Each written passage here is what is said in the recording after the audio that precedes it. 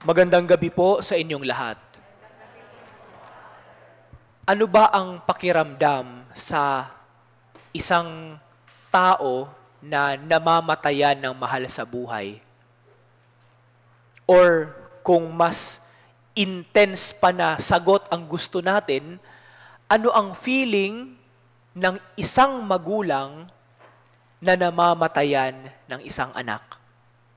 Sa unang pagbasa at sa Ebanghelyo, narinig natin ang intense na emosyon, una, ni David, nung malaman niya na namatay ang kanyang anak ni sa Absalom. Naghihinagpis, sumisigaw sa kwarto, at ang sabi niya, sana ako na lang. Sana ako na lang ang namatay, at hindi ikaw, Absalom. Kahit alam niya na may ginawang masama ang kanyang anak. Kahit alam niya na kinalaban ni Absalom ang kanyang pagkahari, pero para sa isang ama, para sa isang magulang, mas nananaig pa rin ang pagmamahal sa anak kaysa sa maling ginawa nito. Sa Ebanghelyong binasa naman, narinig naman natin ang kwento tungkol kay Jairo, isang tagapamahala ng templo. Mai-imagine natin na dahil gipit na si Jairo, wala na siyang ibang malapitan. Kailangan niyang iwanan ang kanyang anak na naghihingalo, puntahan si Jesus upang siya mismo ang makiusap na samahan siya pabalik sa kanilang bahay. Pinagbigyan siya ni Jesus. Sumama si Jesus sa kanya.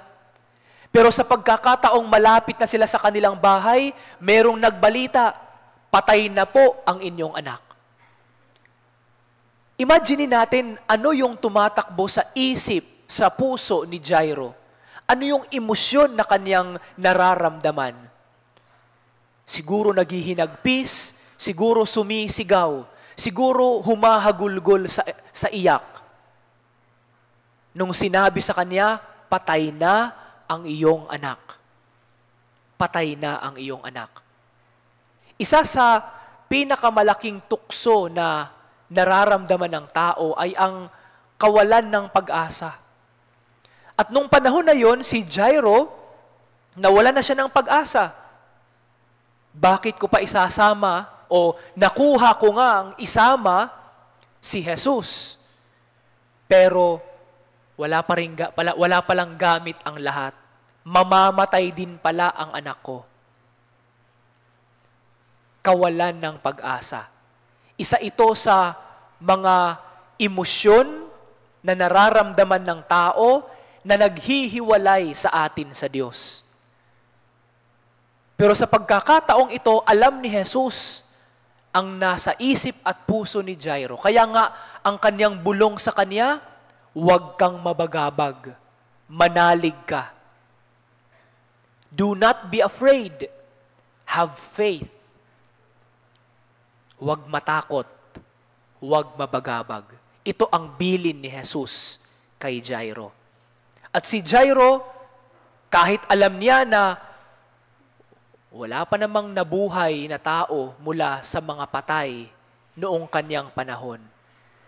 Alam niya na kahit napaka-imposible na, pero nanatili pa rin siyang nananalig kay Jesus. Hindi siya humiwalay kay Jesus. Hindi niya pinaalis si Jesus. Isinama pa rin sa kanilang bahay. At sa pagkakataong iyon, yun lang ang kailangan ni Jesus. Ang pananalig. Ang pananalig. Magkaroon man lamang ng kakaunting pag-asa. Kakaunting pananalig sa Kanya. Yun lang ang kailangan ni Jesus. Para hindi lamang gumaling, kundi mabuhay ang kanyang anak. Kawalan ng pag-asa, ito ang naghihiwalay sa atin kay Jesus.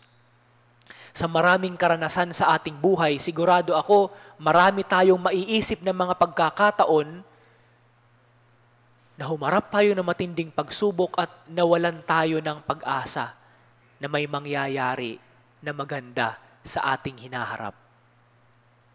Sa estado siguro ng buhay natin, nandoon nandun tayo sa punto ng ating buhay ngayon na siguro humaharap ng isang matinding sakit o kamatayan ng isang mahal sa buhay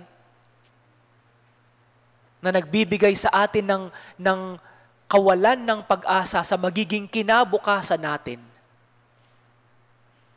Sa maraming pagkakataon po sa aking trabaho bilang pare, hindi lamang dito sa ating parokya, kundi maging sa trabaho ko sa ospital, kapag ako ay nagpapahid ng banal na langis sa isang tao na naghihingalo, na alam mong ilang segundo na lang, ilang minuto na lang, mawawala na ang kanyang buhay. Alam niyo po, kapag ako ay nagpapahid ng langis, maraming pagkakataon, sinasabi ko sa aking sarili, wala na itong pag-asa. Wala na itong pag-asa. Pero alam niyo po, nahahati pa rin ang aking puso. Every time na nagpapahid ako ng langis, nandun pa rin ang aking dasal, Panginoon, sana pagalingin mo ang taong ito. Panginoon, sana ipakita mo ang iyong kapangyarihan sa pamilya ng taong ito na hindi mawalan ng pag-asa at patuloy na manalig sa iyo.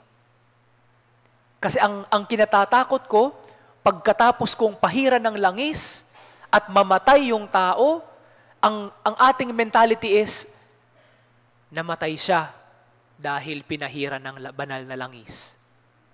Di ba ganun ang iniisip natin? Ang pagpapahid ng banal na langis para sa karamihan sa atin ay para sa mga mamamatay lang.